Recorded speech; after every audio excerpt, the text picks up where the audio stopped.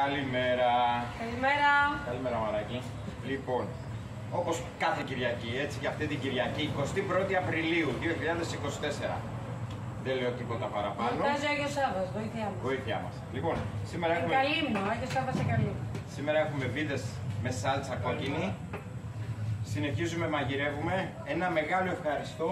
Στη Φιλία, ΑΟ Φιλία Περάματος. Οι παπάδες εχθές έδωσαν πόνο. Έδωσαν μαθήματα ενσυναίσθησης και αλληλεγγύης. Ευχαριστούμε πάρα πολύ. Σε όλους. Συγχαρητήρια. Και περιμένουμε και από άλλες ομάδες ποδοσφαίρου και μπάσκετ και ράκμπι και όλα.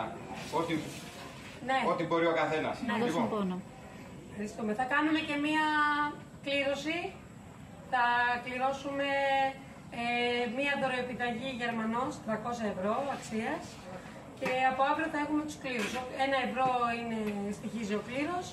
Όποιος ενδιαφέρεται, ας απευθυνθεί με μήνυμα ή με τηλέφωνο. Θα γράφει η σελίδα μας όλα.